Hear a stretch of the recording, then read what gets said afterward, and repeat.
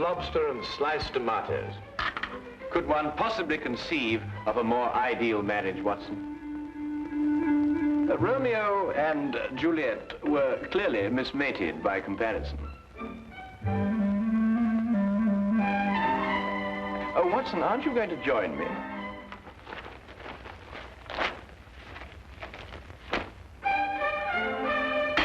Oh, now, surely, Watson, you can't bear a grudge against me forever for something so trivial. Trivial? And what is trivial about riddling the walls with bullets? I do not agree that I riddled the wall, as you so violently put it. I decorated it in a most patriotic manner. Holmes, I have permitted and suffered many liberties in this flat. First you make those evil-smelling gases. Then you shatter my nerves with those ridiculous disguises. But you, even you, have never covered your activities under the banner of patriotism. Yes, but V are of the Queen's initials. I was only celebrating Her Majesty's birthday. Celebrating Her Majesty?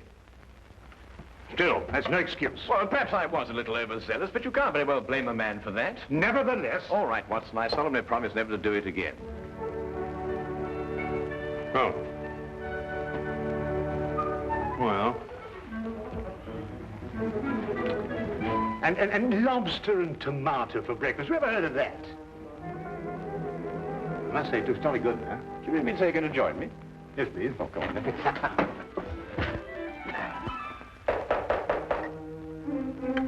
That's strange. I didn't expect her until noon. She must have caught the midnight train. Oh. You'll meet her in a minute. Oh. Now, I wouldn't want her to feel that she was intruding.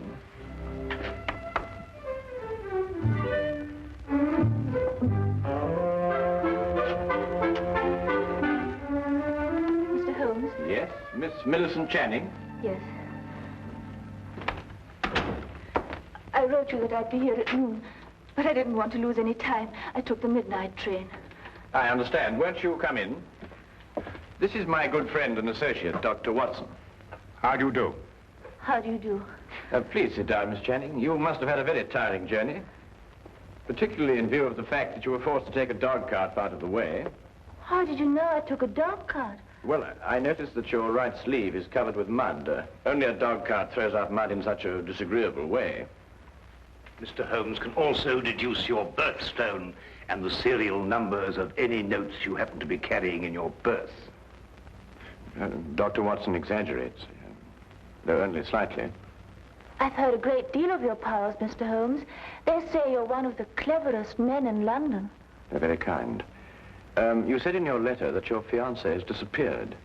I'm afraid that something terrible has happened to him. Why, Miss Channing? It's all so muddled, so confused. Several days ago, I was expecting him for dinner. He didn't arrive. I was worried, and I went to his lodgings.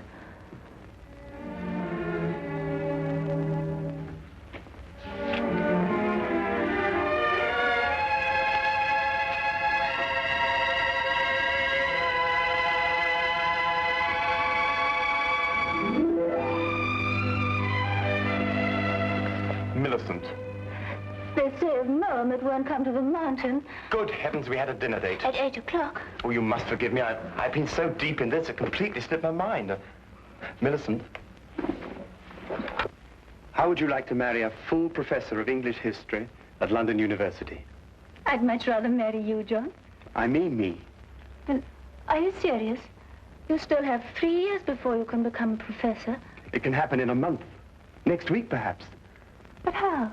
Well, you know this research work I've been doing on 14th century English history? Yes? Well, I have reason to believe I've made the most amazing, the most fantastic discovery. Oh, tell me. Not until I put my theory to the test.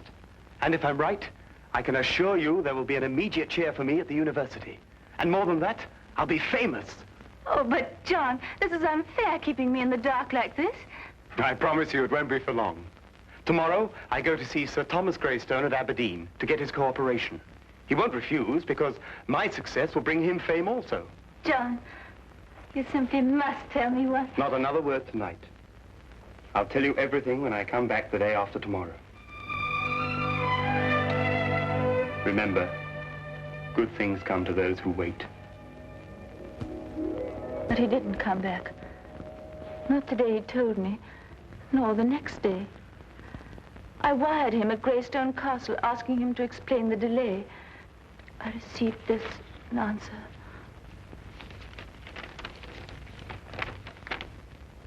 John Cartwright, unknown here. Signed, Greystone. I didn't know what to make of it, Mr. Holmes. Finally, I decided to go up to Aberdeen and talk to Sir Thomas Greystone himself. He must have been mistaken.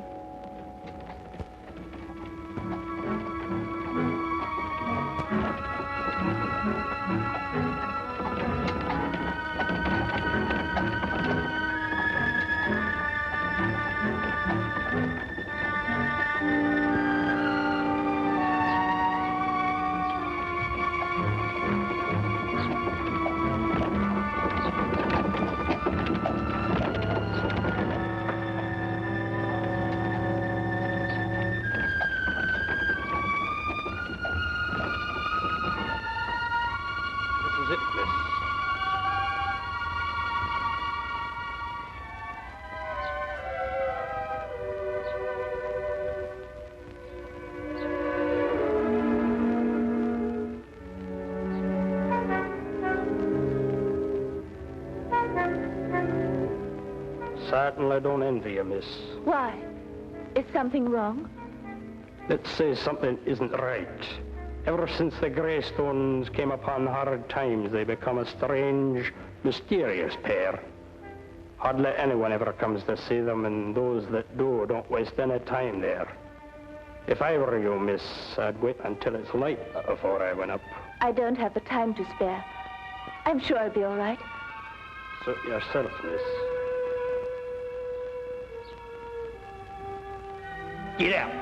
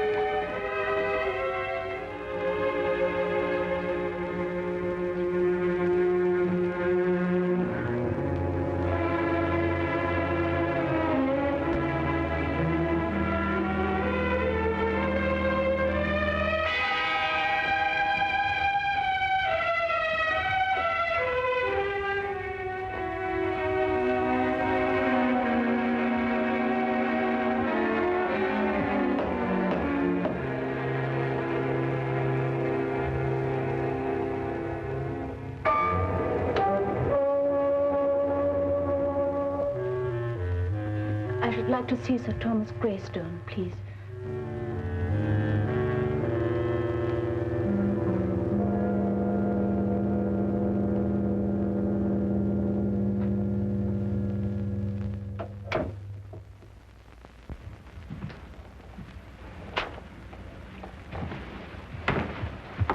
My name is Miss Channing. Would you please tell him that... Miss Channing, is it? The lady who sent the telegram? Yes. I hope you don't think me foolish coming here in this way, Sir Thomas. Walter Greystone is my name. Sir Thomas is my father. If you've come to make further inquiries about your Mr. Cartwright, yes, I'd say you were foolish. We've absolutely no knowledge of the gentleman. But I can't understand it. He told me he was coming here to speak to Sir Thomas. About what? About a discovery he made while doing some historical research. He said it was to have brought fame to him and Sir Thomas both. I can assure you, Miss Channing, no one of that nature has been here. No one. But I know he took the 6:10 train on Tuesday. I saw him off. The 6:10 train makes a dozen stops along the way. He could have got off at any one of them. But why? I've no idea, miss. I'm sorry. I'm upset. You see, he's my fiancé. I quite understand, but there's nothing we can do. I'm sorry to have troubled you. One moment, miss. That telegram I sent you cost 2 shillings. I'll thank you to reimburse me. Father! Be quiet. I'm not a charitable institution. Are you Sir Thomas Greystone? I am. You didn't say you were. I didn't say I wasn't. 2 shillings, if you please. Thank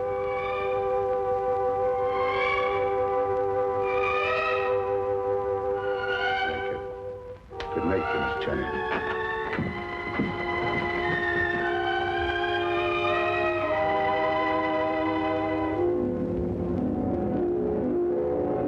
Whatever else I felt about the Greystones, I didn't believe they'd lied to me. Why should they deny they'd seen John? However, as I made my way through the garden, I found this timetable in the bushes. I take it that these notes in the margin are in your fiancé's handwriting, Miss Channing.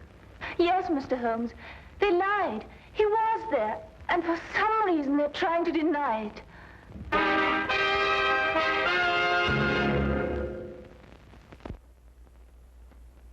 He had evidently asked directions to the castle and jotted them down in the margin.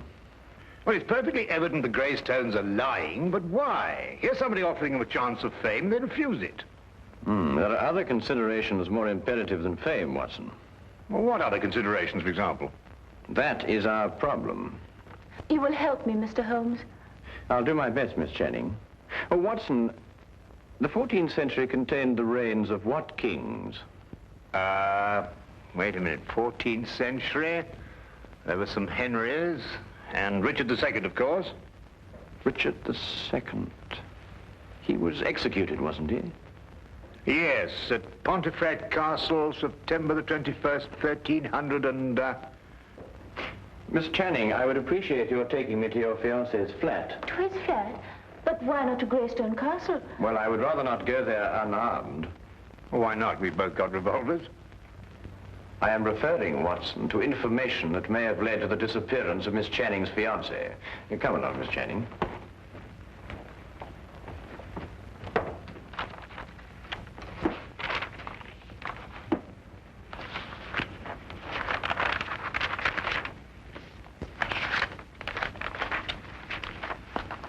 Well, I can't find anything there. Perhaps you'd have a look, Watson. Oh, thank you, Miss Channing. Thank you.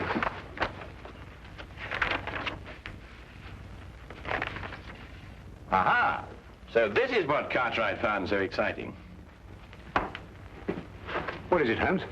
Well, he certainly deserves his professorship if he understood this. Listen. This pledge unto Richard, I, Richard, do make. To return unto Richard, switcher from Richard I take. Let the Richard look on the northern stair, then 6 and 7 is not fair. Press on and through and doon for 10. Beware thou do not linger then.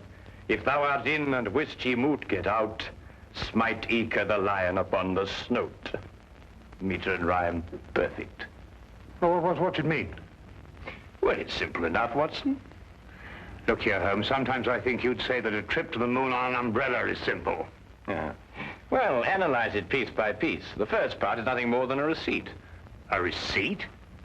Certainly. This pledge unto Richard, I, Richard, do make, to return unto Richard such things as I from Richard take. Well, apparently Richard had entrusted his possessions to a loyal friend, and he had received his promise that they be returned. Yes, I see that. The rest of the inscription merely tells him how he may get his possessions back. Hence, let Richard look upon the northern star. A sort of map, so to speak. Quite so. Well, but what's all this got to do with Cartwright's disappearance? Well, in Wilkinson's biography of Richard II, it is mentioned that one of the king's most loyal supporters was Richard Greystone, the original owner of Greystone Castle. Cartwright must have had the idea that Richard had left his possessions with him. So he went up there to prove it. Yes. But that still doesn't answer why John hasn't come back. That answer, Miss Channing, may only be secured at Greystone Castle.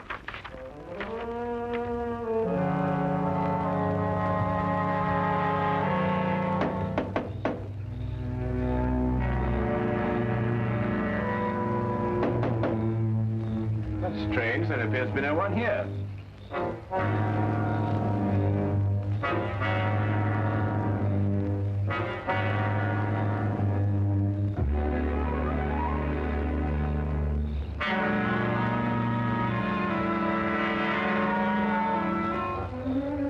I'll go round and let you in. Aye.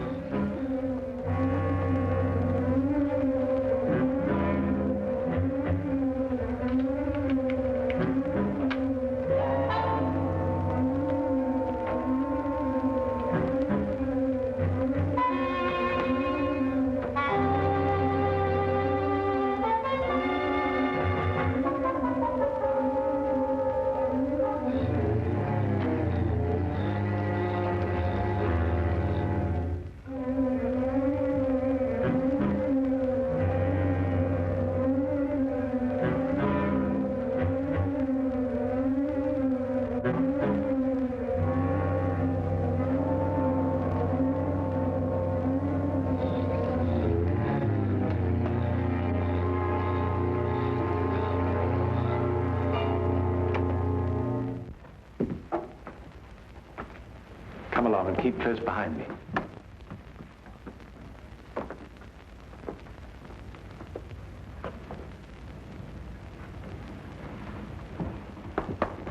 This pledge unto Richard, I, Richard, do make, to return unto Richard, switch from Richard I take.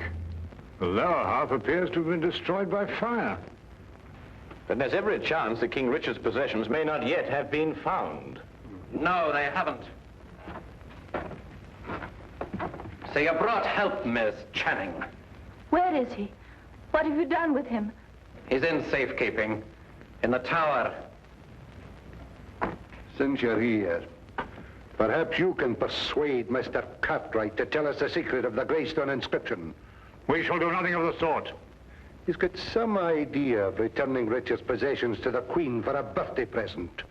They're worth a fortune, and they're rightfully mine. They rightfully belong to the crown. We won't argue rights and wrongs. Weigh this well. If you can't persuade Mr. Cartwright to talk, then not one of you will leave this room alive. In that case, I will not hang my fate on another man's decision. I'll lead you to King Richard's possessions myself. Holmes! Why be killed over a museum piece, Watson? Let's re-examine the pledge. This pledge unto Richard, I, Richard, do make, to return unto Richard the such as from Richard I take. We can understand that much without your help. Go on. The meaning is perfectly clear. Whatever treasure may be hidden here belongs to the royal family and to nobody else. Let Richard look on the northern star. Well, that gives us the direction. But does it? One can look at the North Star from any point in this hemisphere. Your ancestor knew that. He said, let Richard look. And he meant this Richard. In other words, the direction may be found by facing north from this very spot. I am now facing due north. Then 6 and 7 is not far. What does that mean? Merely to pace off 13 steps.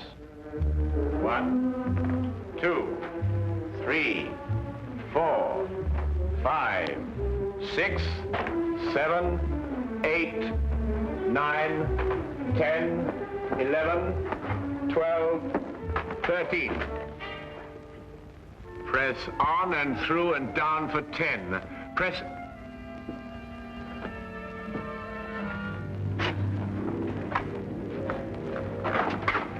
Stairs! Through and down for 10. 1, 2, 3, 4, 5, 6, 7, 8, 9, 10.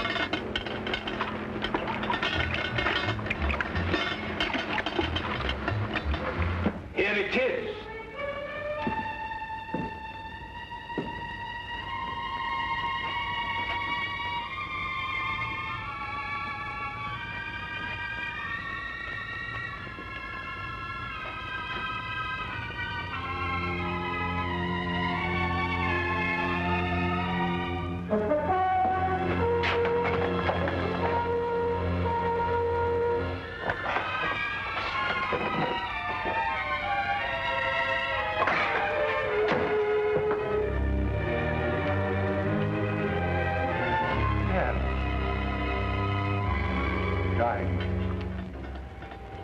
Rubies. Pearls, at last. I've been waiting for this moment for years.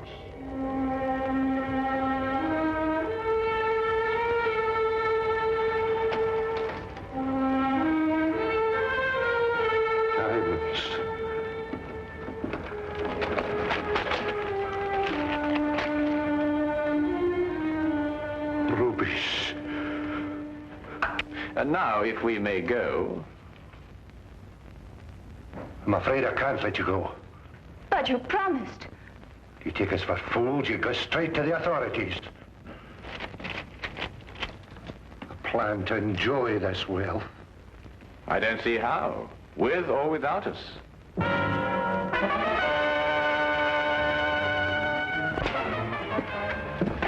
It seems your ancestors arranged for intruders. You knew this? I suspected. Then you must know the way out, otherwise you wouldn't have come in. Tell me at once, man, or I'll shoot you down where you stand. While only I have the secret to the door? Half the jewels. Half the jewels for a way out.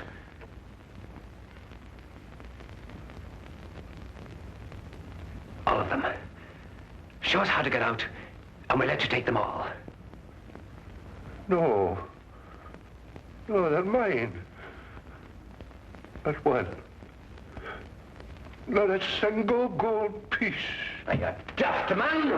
You want to rot here forever? The treasure's mine. The treasure's mine. You can't let them have it.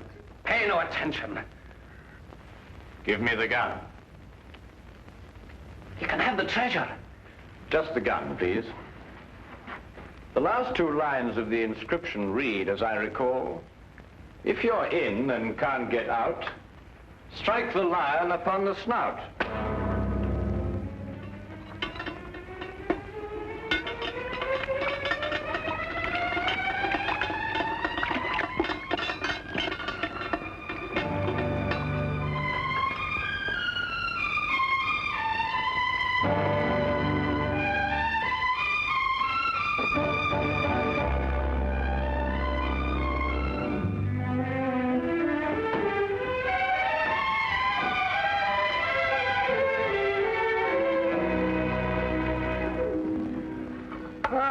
Everything couldn't be better.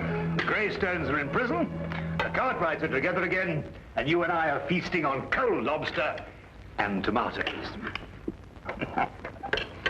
Well, I have a sense of well-being. Haven't you the slightest twinge of conscience, Watson? Conscience? No, why? Well, I noticed the gold piece on your watch chain. You filched it from the treasure room. Filched it? Certainly not. I made an application for it from the ministry. Oh, did you? Well, that was very enterprising of you, Watson. Why don't you do the same thing, Holmes? After all, don't you want a souvenir? I have one. Oh, that.